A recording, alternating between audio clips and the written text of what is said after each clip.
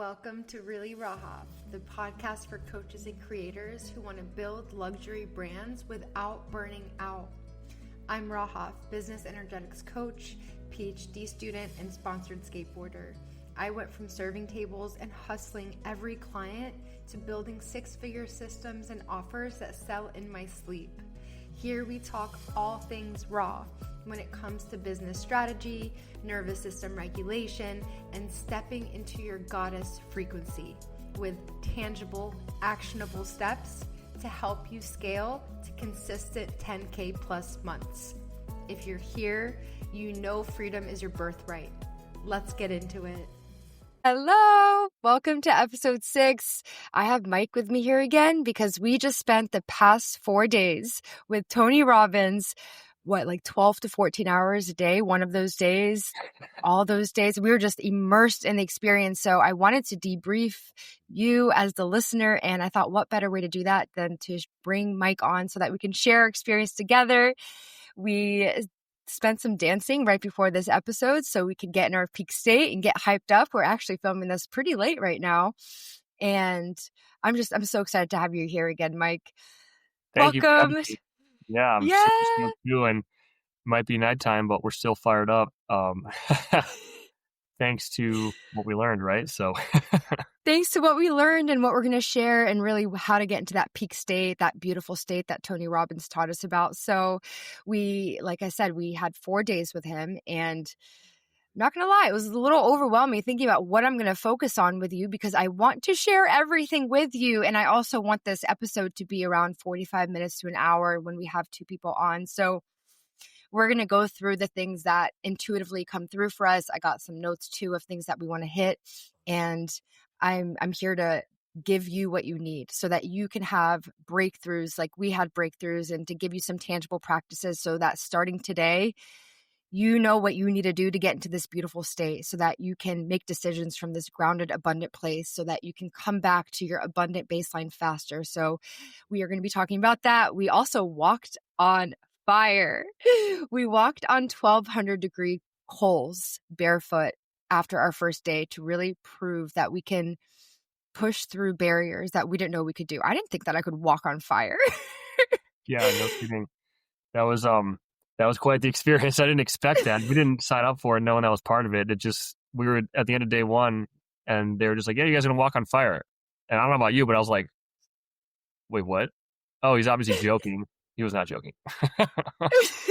I literally thought it was a joke until the very end. Yeah. Like I thought maybe they aren't real coals. And then we walk out from the arena barefoot, the Honda Center, from the inside where we're sitting all the way outside to the parking lot. Everyone, thousands, there were 15,000.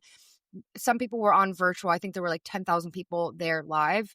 All of us at the same time walked out barefoot, went out to the parking lot, and sure enough, they were real coals. Yeah. I just posted a slider so you can see the real coals in there on my Instagram. And we did that. We walked on bare coals.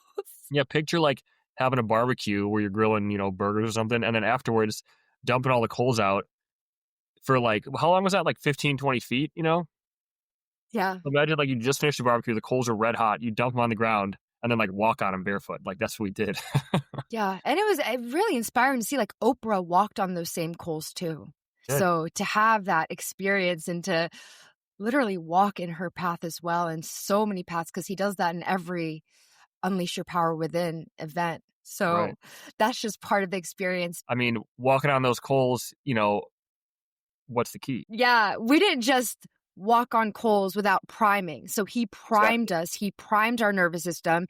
He got us in this beautiful, beautiful state where we just didn't even hesitate once we got to it. We're like, yep, it's happening. We saw it and we had the support of everyone around and we celebrated, and it was just such a beautiful analogy for life. In order for it to like work and you don't get burned, you have to be like fully fired up and be like, ah! And then you walk over them. And you don't run over them, like you walk over them, right? And I don't know about you, but like I was expecting it to like hurt a ton and like have blisters or something on my feet, and like I'm perfectly, and I was like, wait, that was like surprisingly chill for the fact that I just like walked over all that coal with my bare feet. Like I never thought that was humanly possible. But if you get into this like fired up state of mind, somehow it like changes something, and like you can like now walk on coal, which like you said is a metaphor for life. I feel like a great place to start is like why get into this state of mind, right? Because you can do shit that you never would be able to do otherwise, really. Yeah. And the metaphor for life really is when you get into this peak state, this beautiful state, this grounded nervous system where you believe anything is possible. It doesn't matter what fire life throws at you. You can still walk on those coals and not feel it the same way that you would if you didn't prime your nervous system in that habit every day, every day, every day. Yep. So the key to this, and the key I feel like to life now that I understand this, is just kind of priming your nervous system and your mind to be ready for anything. And I don't know, maybe it sounds obvious, but if you can, really control that and kind of know where the on off switch is, so to speak, then you can just get so much more out of life. And I feel like that's kind of the premise of this whole thing. And I mean, I got 20 pages of notes, in this notebook, and then there's the workbook they gave us, and I'm sure you got another 20 or more, and plus your workbook. So, I mean, there's no way we're going to fit all this into an hour, right? But we'll do the best we can. So yeah, we'll hit the key points. And, the very first thing I have written on here that we can start with is find something you care beyond yourself, because followers follow culture, but leaders, they create their own culture. So he was talking about how hunger is the ingredient for success, having that insatiable curiosity where you're connecting your heart and your head together and getting to this peak state where you have great energy, even when you don't feel like it. Being able to get to that place, even when you don't want to. And it's not faking it until you make it. It's rewiring the neural pathway to get there quicker. So that when you're going about your day and you have something sting, but you have a client call in 30 minutes, you can get there. Or if you had it in 3 minutes, you can get there. And he talks about emotion is created by motion, emotion. So your quality of life depends on your emotions. And that right there, it says so much, just thinking about how our quality of life is really dependent on our states and what we choose to believe and what we choose to focus our energy on. 100%. And I mean, and this isn't just true of like, you said you got like a sales call or something, right? In 30 minutes and something throws you off. I mean, staying in that example, I mean, if you have one call that goes really bad and like someone like, gets all sad at you, or I don't know, just something goes horribly wrong, and then you got another call right after, well, you got to shake it off, control your state of mind, not let something that happened to you dictate what happens next. But there was a phrase for that. He said, life happens for you, not to you. And so you got to find the way, see it the right way, get back into your peak state, no matter what happens, and keep going, And this isn't just true of business or sales or anything. I mean, priming yourself before like a skate contest, right? I mean, this applies to a lot more walks of life than just business. Yeah, because it comes down to feelings. We crave freedom. You crave freedom. You, the listener, you're here for freedom. You're building your business for freedom. You're scaling your business for freedom. Freedom is a feeling. And one thing that really stood out to me to what he said is you can have multiple purposes, right? So many of us think, oh, we have one purpose in life. I have my business. I have skateboarding. I have me being a PhD student. I have multiple purposes. You have multiple purposes. Why are we putting ourselves in a box thinking that we have one purpose? It's limiting yourself. So I think that right there is an anchor to being able to let yourself be obsessed with multiple things. Yeah, that's good. And actually, I wanted to add something to that freedom thing that you said a minute ago. And maybe you were getting to this. I'm not really sure. But I remember he had an audience member stand up. It was just some like random woman that was just in the audience. And he's like, hey, you there, stand up. And he was saying, well, what is it that you really want in life? And it basically came down to a feeling. He kind of kept asking, well, why do you want that? Why do you want that? Why do you want that? And she was like, so that I can be free.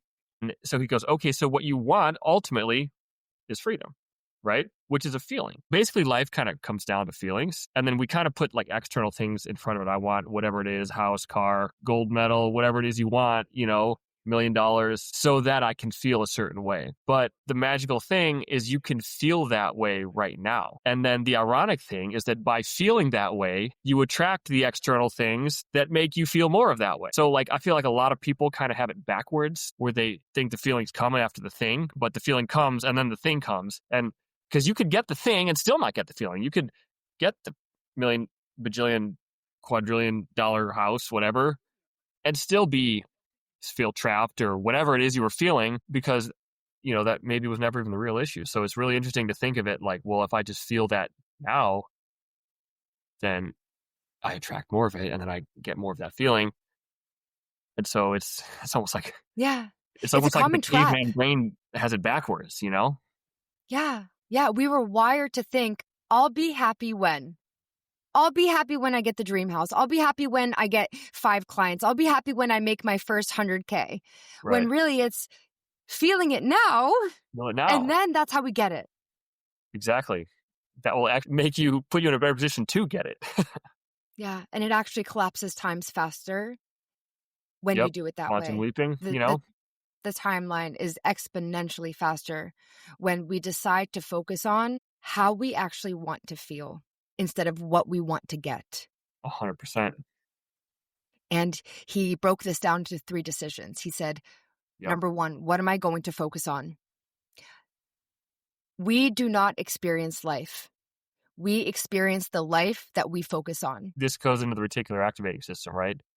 So for those of you, maybe you guys know what that is, maybe you don't, but the reticular activating system is something in our brain where it chooses what to focus on. That the example that I feel like always comes up is if you like you drive a blue car, right? And so if you are shopping for a blue car, you're going to get your blue car for the first time, you start thinking about blue cars and you start seeing all these blue cars like, oh, there's the car I want to get, and it's even in the same color. And so if you are looking for it, you start noticing all these blue cars, but you only start noticing that after you started looking for it because it was always out there. But the more we focus on something, the more it starts to appear in front of us, even if it was there the whole time, because there's an unlimited amount of things in front of us. We can't focus on it all. It's just not possible, right? There's an unlimited amount of cars. We can't notice them all. And that's just cars. There's a million other things in this world that we literally can't process it all. So our brain has to choose what to focus on, but we can choose that. Yeah, because it opens up doors that we may not have been able to see before. Exactly. Because when you choose to have something in your awareness of what you want, then all of a sudden you overhear a conversation of, oh, this person is looking for this help in their business and they're having this conversation with this person. Oh my God, I can help them. I can serve this person. But if we weren't primed to have that be in our focus and our awareness, we wouldn't have heard that conversation. It would have been a passing conversation.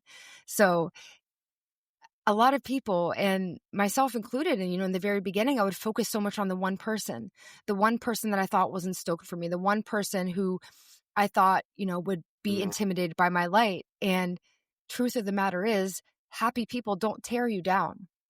So if you're speaking to people and you're inspiring and you're serving, they're going to be stoked for you. But it's so easy to get in the mind of that one person that may not be stoked for you. But guess what? If we focus on that, then it's no longer going to be a one person. We're going to bring more of that in, and it's going to be our entire reality. So I think that's a common lesson of choosing to focus on the growth and the abundance and what you actually want to see. Focus on things that will empower you, because there's plenty of things that will empower you and there's plenty of things that won't. And so where focus goes, energy flows. That was one of the jillion quotes I wrote down. There's so many golden nuggets like that. You're saying like, oh, don't focus on the haters, right? Because there's going to be haters. If you do anything great in life, people are going to hate. They'll find a reason. Doesn't matter what you do. If you're big enough for people to see you, someone will hate. And, but there's going to be, for every hater, there's a supporter. Maybe there's 10 supporters. I don't know. And so you can focus on the haters, or you can focus on the supporters, the people you're impacting, the people you're getting stoked. And so you just have to decide what to focus on. The more you focus on what you have, the more fulfilled you will be. And he talks so much about fulfillment, because you don't lose that hunger. You don't lose that obsession when you're fulfilled. So he talked about how important it is to solve problems that matter. And that sense of control it's an illusion. Influence is the skill that you want to master. So when you focus on influencing, then what was it that he said about the highest paid people? the highest paid people are people that can influence and impact people's emotions. They can change their state. Yeah. So if you can change someone's state, of course, for the better, right? You can make the most money. Yeah. And in order to learn how to influence and to change other people's state, we need to know how to master it ourselves. That's right. We need to know how to get to that beautiful state, that peak state ourselves. So just more being in integrity of that value of practicing. This isn't like, oh, I have to be happy all the time. This is, oh, recognizing where did my energy go? Where did my focus go? Oh, I'm snapping back into it. And that's the nervous system regulation I work with all my clients with, because we need that as the foundation of our business, as the foundation of our life. In order to be able to impact others and be able to impact their emotions and help them and have impact and make money, is you have to first be able to essentially control your own, right? And I guess impact yourself. And in order to be able to breathe, in order to help others breathe, you first have to breathe. The example that he used, and I've heard a million times, is if you're on an airplane, right? And the plane's like going down and the oxygen masks come down. Whose oxygen mask do you put on first? Let's say you got a kid, right? And you're on the plane with your kid. Do you put on your mask first or the kid's mask? No, you don't put on the kids first, because if you're not giving yourself oxygen, you're not going to have oxygen to put on the kid. Yeah, and then who dies? You both die. You both die. So if you don't put on your oxygen mask first, the kid dies and you die. So you got to put on your oxygen mask first so that you can help others. And I think a lot of people, with good intentions miss that, because they're like, oh, I want to help others. Yeah. But they forget to help themselves because like, well, I'm not important. And then they suffocate figuratively, and then they got nothing to give. And so it's important to, in a weird way, be a little bit selfish so that you can help others. Because if you can't breathe, you can't help anybody else. So you gotta make sure that you're breathing, and then give what you can. So anyways, you rationalize, you skip the yoga class so you can work those extra hours. You skip the things that make you feel so good so that you can give and serve. But the irony of that is you're not giving to yourself. You're not filling your own cup. You're not focusing on what makes you thrive. So we lose energy, and the more energy we lose, it's going to get harder to shift into that peak state so that you can truly serve people the strongest. Yeah, you can't serve anyone with an empty tank, right? Yeah. So the second thing is, what does it mean? So you decide what things mean. You decide, is this the end or is this the beginning? Because meaning equals emotion and emotion equals life. So what to focus on? What does it mean, right? Because once you focus on something, I mean, as we talked about, there's a million things you could focus on, right? So that right there, like, has a lot of impact, what you can focus on. And then from there, what does it mean? And then, because there's a million different directions you can go there too. Is this person challenging me? Are they insulting me? Are they giving me a gift? Are they enlightening me? So there's a bunch of different ways you can interpret the same exact thing. So once you focus on it, what does it mean? What we interpret as a meaning has everything to do with our belief system, has everything to do with the way we see the world. So if we believe the world is an angry place, a dark place, well, guess what? If you walk down the street and you smile at someone and they don't smile back, someone who sees the world as dark and scary is going to be like, what? Yeah, my God. They're evil. They hate me. They hate me. Right. What's wrong with me? Do I not look good? But someone who sees the world as beautiful, as pure, as love. Right. They can walk see, down. They're locked in. They're focused. They're on a mission, And that you could be stoked for them, right? or they didn't notice me. They didn't see me. But they're not making it about themselves, and they're not making that person be a negative person. Right. It falls. Right. Because you don't you don't know, but you could assign meaning, based on your belief system. That's great point there. Yeah. Yeah. And we did a very, very, very powerful exercise about beliefs. Very powerful exercise. And we can dive into this here. Real quick, because this was on another level. I mean, I don't even think I can say the words for what this experience was. Yeah. There were about 10,000 of us in the stadium. And he had us first identify our top 3 limiting beliefs. And within those limiting beliefs, he made the stadium pure darkness. He turned all the lights off. You couldn't even see your hand in front of you. And right before that happened, he made all the kids leave the room. To which I was like, what's about to happen? Like, they had like a kid. They were gonna chaperones or something. I was like, what is going on here? He had the kids leave the room, and he walked us through the cost, the consequences of what would happen if we hung on to those beliefs for 5 years, 10 years, 20 years. And he guided us into the pure cost of who we would lose, what our life would look like, the sound we would make, the feeling we would make. 10,000 people in a stadium were screaming, crying. Every primal emotion that you can imagine, myself included. I went in there with 3 limiting beliefs, thinking that was what I wanted to let go of, only to find limiting beliefs that were literally 5 layers deeper that came through during that exercise, for lack of a better word. Yeah. And as a result, I made immediate change after that. I made 3 very monumental changes that I'm still processing. And I think maybe I'll share in a future episode, but I'm very much in it and processing it right now.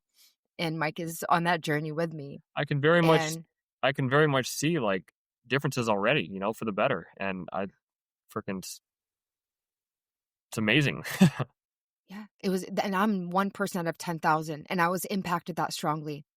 And I kept thinking in my head, with the amount of emotion that everyone was letting go of. And one thing I'll never forget is he asked us, who have you already lost with this belief? Who else would you lose? And this woman behind me, I'm going to start crying. This woman behind me was like, my mom. And that was when my layer of belief that came up, that was so deep, because it made me think about my dad and some limiting beliefs that I had that created a rift with my dad. And all it took was him to peel back the layers. Think of an onion. He just kept peeling the layers of the onion. And the amount of trust that he built with us to create the environment of the release, it could have been an angry mob.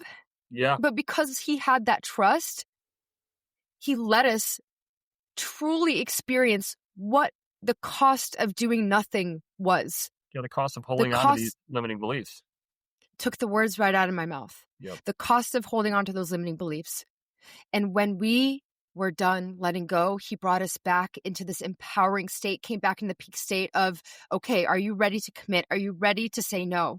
People who were ditching alcohol, people who were ditching cigarettes, people who were ditching the deep beliefs that pushed people away, that kept them stuck. Right. I can even imagine the change that happened on that day. I experienced so much change on that day. Imagine the 10,000 other people and 5,000 people on Zoom. So 15,000 people that he held that space for. And it was extraordinary. It really was. Extraordinary. Yeah, to build that much trust is nuts. I mean, you're 100% right. He's like freaking magical, I swear. And then I had breakthroughs too, and it's nuts. And so that, and right after that exercise, we rewrote like a new story, He called it scratching the CD.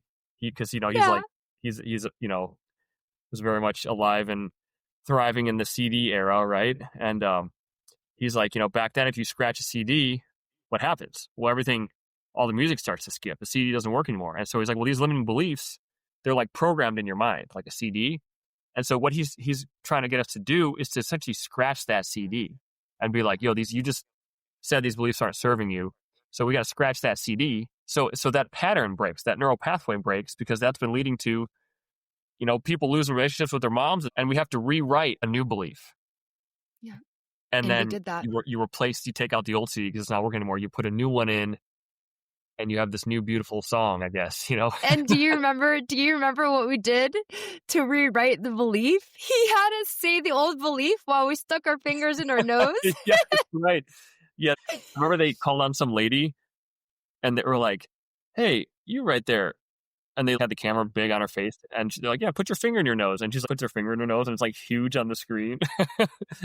and that was how he got us to interrupt the pattern of the old belief. So you put your finger in your nose and you say the old belief in like a little kid, like mocking voice, like a little kid would mock you. So you say it to Yeah. yourself in that voice with your finger up your nose, and it starts to sound ridiculous to you. And then do you know, you rewrite the belief after that with a new, more empowering one. I was just going to say the reason why he had us do it in such a funny way and way that we would remember, he attached emotion to the rewiring. Because think about it. Everyone remembers where you were when you think of where you were on 9/11. Everyone Very emotional listening. day, right? Very emotional day. And in order for true change to happen, we need to have significant emotion attached to it. Yeah, because of how emotional 9/11 was, you remember, exactly where you were. And because there was such heightened emotion, it sticks, right? And so the point that I think you're trying to make is he's like a master of emotions, right? He can impact people's emotions. He makes a lot of money, right? And so by getting into this, essentially high emotional state, when we rewrite the CD, it'll stick. That's kind of the point. Yeah, he can impact people's emotions, but more importantly, he can influence people's emotions. He can influence people's states. And it's also why he's massively successful. Yep.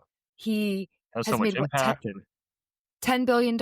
And he does it by changing people's lives because he knows how to influence people's emotions the same way that he did with us. Incredible. And the amount of people he's fed, because his mission is to feed people that don't have food.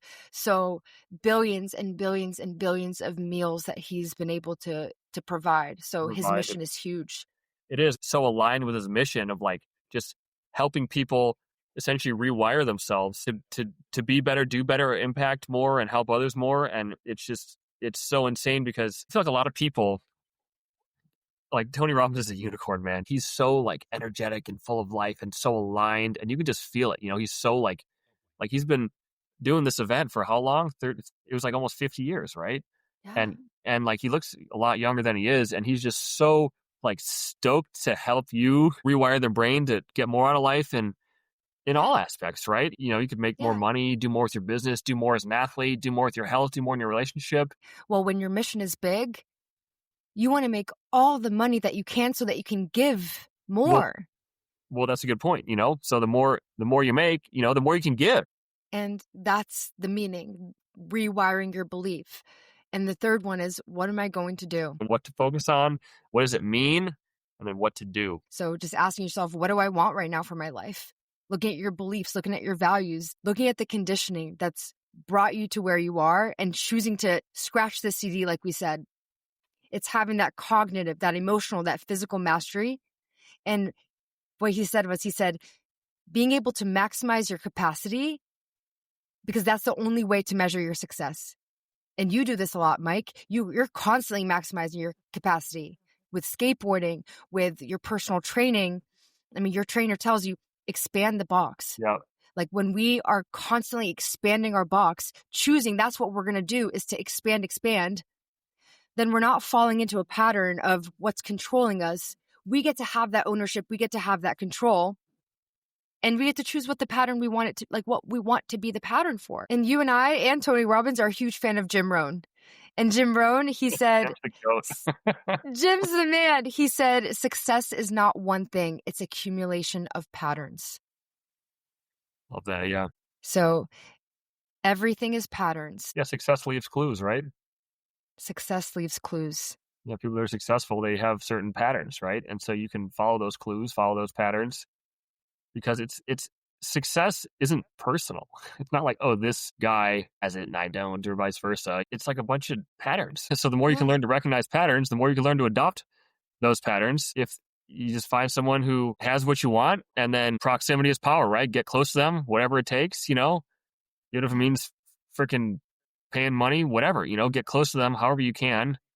And study the patterns, ask better questions, and just pay attention. The world is your library, as Kobe says, right? How can you tune into something? So you just got to know what you want, tune into it, study people that have done what you want to do. Yeah. Study the patterns, adopt the belief systems that got them there. And then what did you say? The belief system, affects the meaning, right? So if you have a certain belief system, because I feel like a lot of people have like a lot of limiting beliefs around money, for example, right? And so a lot of people think like, oh, money is the root of all evil, right? I feel like we've all heard that one. And so if you, do you think someone who's making a ton of money, he believes that? Well, no, of course not. Because, I mean, money's not the root of all evil. And like, money is a tool. It could be good or bad, depending how you use it, right? But if you find someone who has what you want and adopt their belief systems, then you're not going to have disempowering meanings in situations where we would have before. Yeah. And you said something really important earlier. You said proximity is power. Yeah. And Tony brought out so many masters, so many coaches, so many people he's brought into his team because he gets it. He knows. And you and I we get this too, is we understand the value of when we want to get to where we want to go, we find someone who's already done it and we put them in our corner. And we get there faster, no 100%. matter what it takes, because the cost of doing it yourself is going to take years. And what's the cost of inaction? Tens of thousands of potential dollars, like thinking about, the time, the energy, the pain. Time's the Why? biggest one, in my opinion. Time is the most valuable asset. Yeah. It's the most valuable asset. So you can save decades by learning from other people's. I think something very interesting you talked about is the concept of the emotional home, the pattern, the emotions that we know, and how we find a way to come back to them. And it made me think of an example. One friend that I grew up with and I was friends with, she grew up in New Orleans, and Hurricane Katrina wiped out her house, lost her house in Hurricane Katrina. And a couple months later, this is one of the most resilient people I've ever met. A couple months later, her mother got cancer and her mother passed away. And as a result, a few months after that, her father killed himself. And she got another home in Louisiana and lost it to another hurricane. And I remember thinking, why doesn't she just move? And Tony said a similar example with, the Wizard of Oz and Dorothy. And I think of my friend because she saw it as home. This is her home. They will rebuild. They will stay there. And that's what the emotional home is no matter whatever your emotional home is, whether it's anger, whether it's irritability, whether it's sadness, you will do whatever it takes to come back to that place. You will look for triggers. Your RAS will be activated to coming back to that safe space. Even if it's chaos, it feels like home. Yeah, there's no place like home, right? There's no place like home. Yeah. So it's choosing what kind of home do you want to be your home base that you want to come back to, that you can inspire from. Right. And it's uncomfortable. It's uncomfortable finding a new home. It's uncomfortable finding a new place.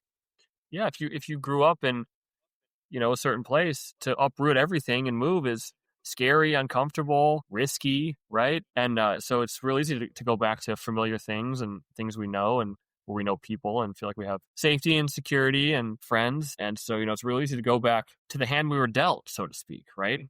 And but we don't have to, And so we can create a new home, that doesn't have all these hurricanes, right? If you want to, or maybe you like it there. If you like it there, that's fine. Maybe your home is serving you and there's no need to change it, and that's great. But if your home is not serving you, as Jim Rohn says, then get up and move. You're not a tree. Yeah. And I think gratitude is that key ingredient. He talks about the law of fulfillment. If you're around anything enough, you will take it for granted. And I think you and I have really mastered this in our relationship. Because he said, do things like you did in the beginning. So many people will get out of the honeymoon phase. Right. Mike, I don't think we ever got out of our honeymoon phase. Yeah. I don't think we ever got out of our California honeymoon phase. We really treat California like our permanent Cali vacation, we call it. Because every single day we look around at the palm trees, we look around and just find so much awe in where we are, in our environment, in our relationship, because we treat it like we do in the beginning.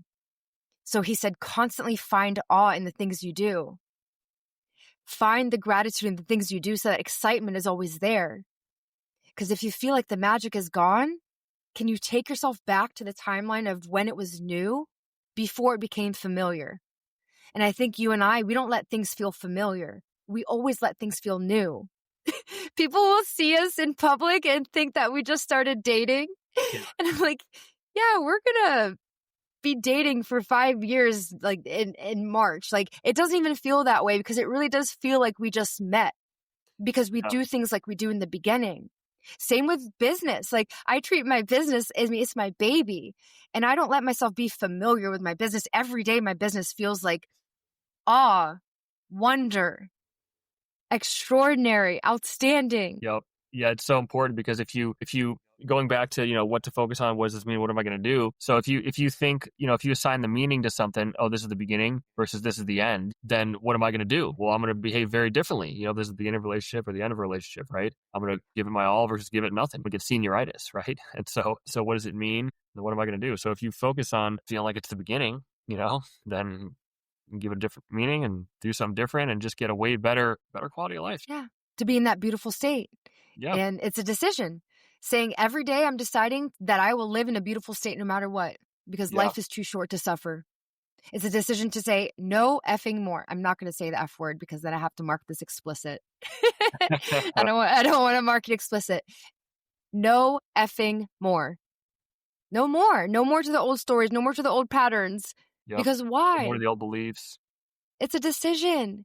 Yeah. So as you're listening to this, what is the awe in what you're already experiencing? What has already become familiar for you? Where have you lost the magic? How can you go back to how things were in the beginning and just treat it like the beginning? Yeah.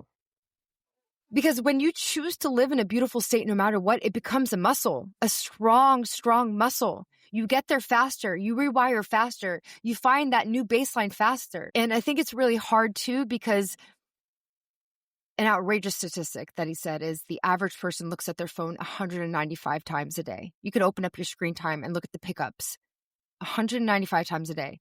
No wonder we can't be in that beautiful state. That's not the right brain waves. I mean, if you want to look at the neuroscience of it, to get in a beautiful state, it's like getting those theta brain waves where you're oneness, you're connected with oneness, you're channeling, you're in spirit. So make a decision about who you're going to be, not what you're going to do. Because who you're going to be, is that someone that's behind a screen all day? Or is that someone that's truly experiencing your environment and what you've created so that you can find how things were in the beginning? Yeah, and when you're picking up your phone 195 times a day or whatever, I mean, you're inviting in circumstances and things that are outside of your control, potential bad news. It's very easy to get yanked around and lose control of that beautiful state. So you got to make sure that you're not allowing the world to yank you around, because that's real easy to do in this day and age, And I think my heart drops thinking about the amount of people that wake up and just look at their phone first thing in the morning. Yeah. Before they even have time to process what's happening around them, they're getting blown around the wind of the email, the text messages, social media, letting all this outside energy come into your field before you have a chance to do gratitude. No wonder the rest of our day is feeling numb and spiraling, because we're priming ourselves with other people's energy, other people's input, other people's voice, other people's messages, instead of grounding ourselves in who we are and what we want our day to look like. I mean, that's why I start every morning with my walk and gratitude and my magical 4 questions and setting my intention for the day. And if you know me, I've shared this with you. Who do I want to be? What do I want to feel? What do I want to give? What do I want to receive? I make that decision from the moment I wake up, so I'm not being pushed around by other people's energy. Yep. So even just delaying, not getting on your phone until 30 minutes to an hour from when you wake up, and letting yourself breathe instead of letting other people dictate your day for you. 100%. I mean, because when you wake up in the morning and you check your notifications, whether it be your texts, your emails, your Slack channel, your freaking comments, your DMs, whatever it is, I mean, how much of that stuff is good news? All of it? Maybe, if you're lucky, but maybe half of it, maybe none of it. So the chances of you ending up in a beautiful state are pretty much slim to none if you're just allowing things to just go into your mind. That's another thing they said, is stand guard at the door of your mind. You got to make sure that you're essentially deciding what you're letting in there and what you're not, right? And then that way you can be the best you and therefore be the best for others. You can breathe, so you can help others breathe. But if you're getting yanked around and you're out of control and you can't breathe, I mean, you can't help anyone, let alone yourself. And it's so easy to just get blown around with the wind. Yeah, true change can't happen there. Is that the 2 millimeter thing? He said radical change in state comes from a radical change in your physiology. So many people are resistant to the concept of change, when change is really it means you're becoming more of who you are. And he said, a square, it's like you imagine a square turning into a cube. You didn't change. You deepened. You gained a dimension. You went from being 3D to 5D. So the only way to have that lasting change is to raise your standards and to change your shoulds into musts and to really deepen who you are at your core and to really find those layers and finding your identity. Like your standards is what you tie your identity to. So changing your state, changing your physiology, finding the gratitude, raising your standards. And then from there, everything ripples because all we need to do is to just get to that state. When we're in that state, we don't even have to think about what's next. We just need to deepen into the layers of who we are. It's already inside us. The example he gave, such a good one. He was saying, let's say you wake up first thing in the morning, you grab your phone. And by the way, when you do that and you're kind of half awake, your brain's in like a very like spongy place. Like you absorb stuff a lot more in that short window between when you first wake up and right when you're about to fall asleep. It's like a different brainwave. I forget what it's called. Is it theta, right? It's still in theta. Yeah, it's you're still in theta. It's right. Still like the juicy, like half awake, half asleep meditative state where we're so raw.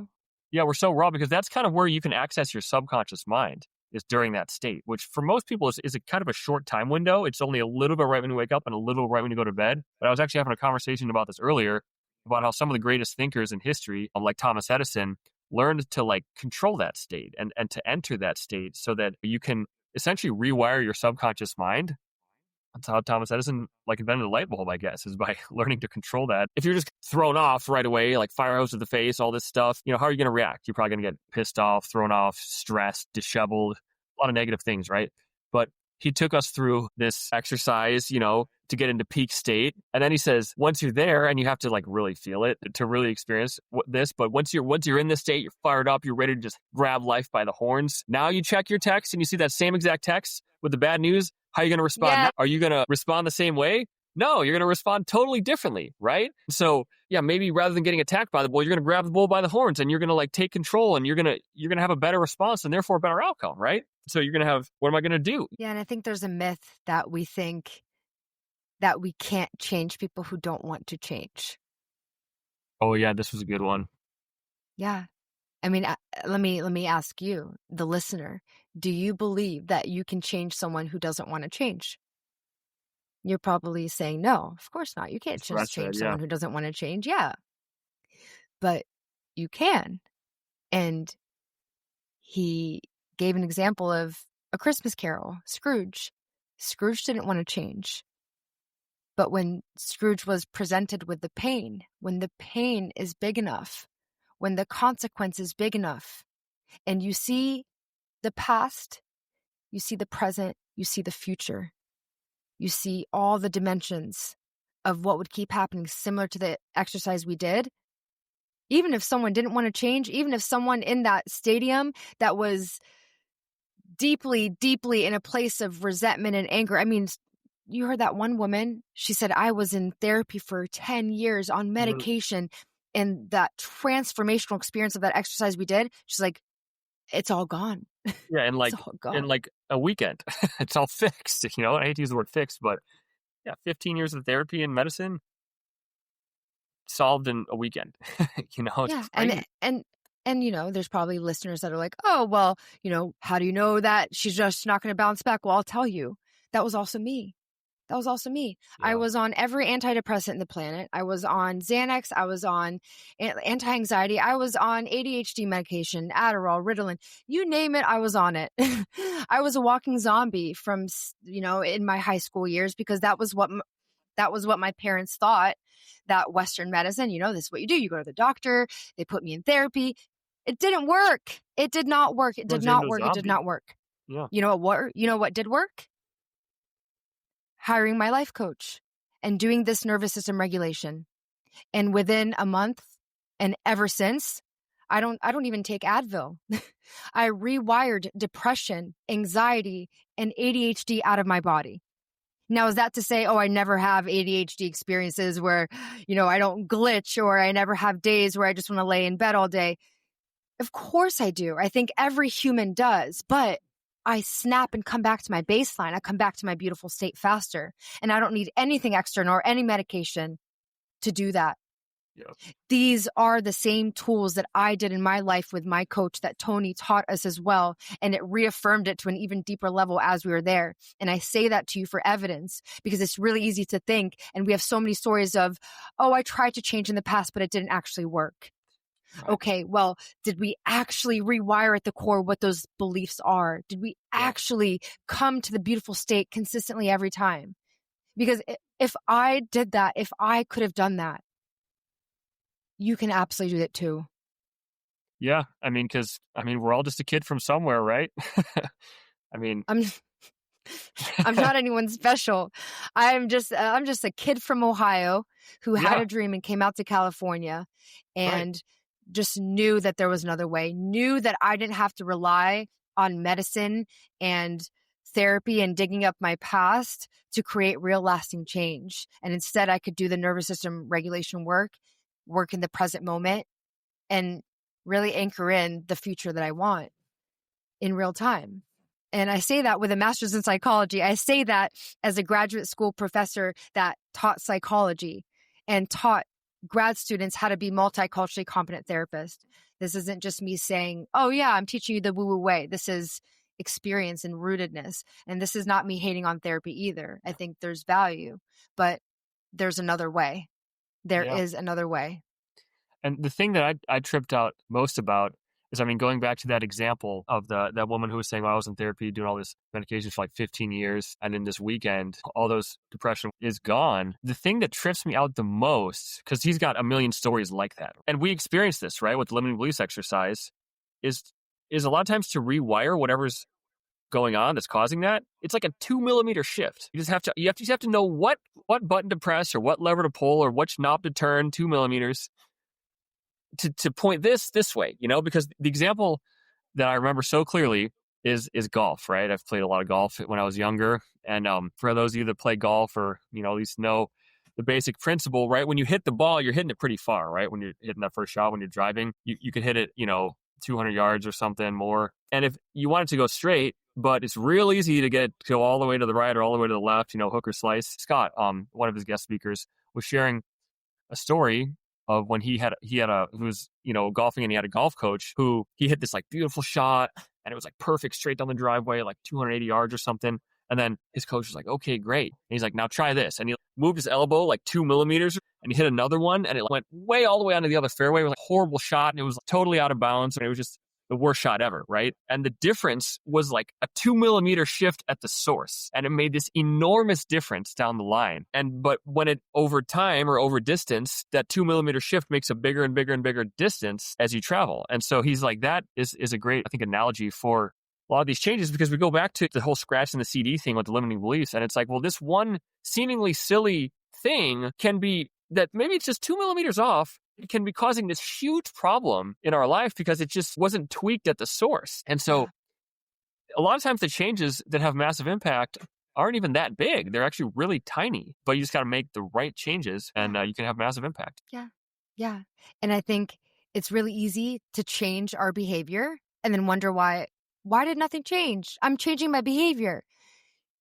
If we don't change our beliefs and we only change our behavior, nothing changes. And I think so many people, myself included in the past, I would put all of my energy in changing my behavior. That's good, yeah. But if we don't work at the core, if we don't work at the root of what the belief system is, I want everyone listening to just take a moment and spend 5 minutes and just look at what is in your belief system. What is the certainty that you are seeing the world in? Positive or negative, you're right. What do you want it to be? Yeah. Because the moment we work at the root and we change the beliefs, then the behavior changes automatically. We're focusing the energy in the wrong place. It's a simple 2 millimeter shift in choosing to redirect the belief system instead of the behavior. Yep. And the belief system affects what things mean, what you do. A 2 millimeter shift, in your belief system, the world is a beautiful place. And then when someone tells you something, what does it mean? Oh, it means they're trying to help me. And I'm going to react positively, And so this like these little shifts can make this world of difference in our lives. It's trippy to think about. Yeah. But you know what makes it really hard to make a change in your belief system and your behaviors is doing it yourself. Change has to be full immersion. We were in there for Yeah. 4 days. We were immersed in the experience. Of course we changed. So getting access to the world's best strategies and people who have done what you want to do closes the gap quicker. Yup. Because if you're in a group that doesn't have the skills, if you have a friend group, you can't coach each other. You need peers and mentors. And he gave a perfect example of these ladies that go on their morning walk and they're hyping themselves up. They want to, lose some weight. They want to be healthy, but they're all going on the walk and then getting Starbucks, drinking the 700-calorie Frappuccino. And then like, okay, I guess we're done. And then after a week, they see nothing changed. So they quit. Yeah. They're not around a fitness coach who has lived and walked the walk that is able to coach them. You can't coach each other and you can't do it yourself. You can. It might take you 5 to 10 years. So the question you get to ask yourself is, what is that 5 to 10 years worth to you? Because in a world that has accelerated knowledge and days where we are rapidly changing with AI, by the time you make a change yourself, the world is already in a completely different place. So collapsing timelines is at a whole new priority now more than ever. That's why I love what we do. We create immersive experiences for our clients where they collapse timelines. It's insane. It's insane. I mean, I just told you the story of one of my clients who selling her offer for $1,500 and changing it to $6,000 and selling it in less than 30 days. Right. Now that she has that asset and that skill, look at the amount of money. She would have kept selling it at $1,500. Right. For how long? Could have been years, And someone who wants to build a family and is not able to because of the finances or the time that they want to spend with their family, what is that time worth to you? Yeah. So that's why I love what we do, is because we help people collapse timelines. We create those immersive experiences and we get to help people make that decision. And I'll end with this. And this is something that blew both of our mind. Yeah. What does decision mean? Have we ever looked at the word decision? Oh, yeah. It's the opposite of incision. Decision means you're cutting off everything except what you're committed to. Think about that. Yeah, I love that. You're cutting off all other paths, leaving only one thing to focus on. Yeah. So what do you want that to be? What do you want to focus on? What do you want to go all in on? And what's the belief system that is in the gap that has been blocking you and keeping you stuck, that has been leading to the same behavior, the same pattern? Yep. And one thing I'd like to add, by the way, because we have access, like the amount of stuff that we have access to, the amount of knowledge that we have access to, the amount of people that we have access to in this day and age is honestly nuts. Because if I think about even like my parents, right, let alone my grandparents, who I remember my dad was telling me if you wanted to buy stocks when he was young, you had to like go downtown. I grew up in Chicago, for those of you that don't know. And, you had to like go downtown to like I think it was called the Chicago Board of Trade, to like a physical building, and you had to like get like a physical paper, it was like a ticket to like buy your stock, and then like you had to keep it in like your wallet or your drawer, and then if you wanted to sell it, you had to go back there and like trade in this ticket. It was just so much harder to do things, and like let alone getting access to someone who could help you decide which stocks to pick and how to do it right. And, so if you want to learn any skill, we live, in a day and age we have access, like people that can help you with basically anything. You can find any expert in any field, in anything that you're interested in on the internet, like instantly. You don't have to like just happen to know someone or just happen to like have a random rich freaking aunt or uncle or something. You can find access to any area of life or, that you're looking to improve at your fingertips. And it's just, it's crazy. I just really appreciate that, because you can really fast track life and get so much more out of life than like our parents or our grandparents even could. It wasn't even possible because they couldn't fast track stuff. No, they couldn't skip the line, even if they paid, no matter how much they were willing to pay or whatever, it wasn't an option. Yeah. Yeah. And I think most people, and myself in the past included, I got hung up on the money part. The finances of, oh my God, I can't afford to have this mentor. I can't afford to have a coach. And I want to tell you that I see you and I hear you. Yeah. And I want you to know that it's not about your finances. It's about your belief that you couldn't find a way. And if you shift that belief into how can I find a way? How can I find the money? How can I get resourceful? Yeah. Rather than asking, can I do this? The better question to ask is, how can I do this? There's a will, there's a Yeah. way, right? So whatever it is that you Yeah. want, just add that how right before. How can I? Yeah. Changes everything. Yeah. Yeah. Well, we could literally keep talking We could for go for hours. 4 days on this. I mean, yeah, I how long's it I been? think I think we only talked for one day out of the 4 days too. So Yeah, I mean, day 4 was all health and wellness yeah, that's and cool stuff. vitality. We didn't even talk about day 4. So maybe in future episodes, we'll bring Yeah. in some nuggets, but I always trust what comes through in the moment, intuitively, what resonated the most for us. This was an extraordinary experience for us. I think you and I can both agree that our life will never be the same. The dimension that we deepened into, just being in that immersive experience for 4 days. And it's just incredible. And I'm just so grateful that you were there with me, and we got to do Same. that and to fill up our cup so that we could serve our clients with all of this knowledge too. So if you feel like you're in a place and you want to deepen and really dive into your belief system around sales, around money, around how can I sign more clients by stepping into this version of me that can lead, that can impact, that can serve. These are the immersive rooms that I hold. These are the timelines that my clients collapse in weeks. And these are the experiences that I fill my time and energy with so that I can pour into you and serve you so hard because I want you to win. I want you to win. And we have some exciting things coming up. We're building our group program right now, the Revenue Room. And if you haven't already put your name on the wait list, I'll put it in the show notes. You do not want to miss the beta launch. If you've ever been a part of my beta launch for anything, you know that when you're on the ground floor, you are getting hooked up. You are seeing it come alive. And yeah, that's what we got coming up, helping you become a master with sales and fulfillment and enrolling clients. And Mike, you're going to be in there too. You're going to be helping people with setting in the DMs and how to have conversations where people aren't leaving you on red, where you can successfully get the people that are in your DMs on your discovery calls and leading them through that discovery call with confidence and making so much money, so much impact, so much love, so much confidence and predictability. Yes, indeed. Looking forward to it. It's going to be amazing, and we have so much to share. Yeah. Amazing. Well, thank you for listening.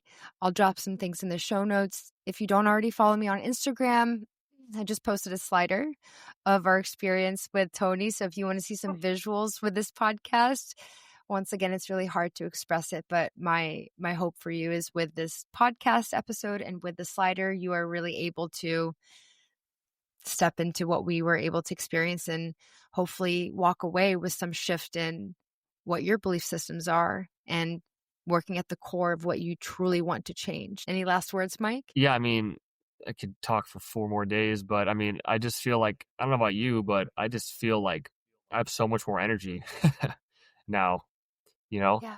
and I just basically just changed my mind, which is crazy to say out of context, right? It sounds insane, but it's just, yeah, man, I just been snapping into peak state whenever I want, and I just, I'm still fired up, and it's it's nighttime now, and I'm like, it's crazy. You broke through the resistance of peak state being Yeah. dangerous.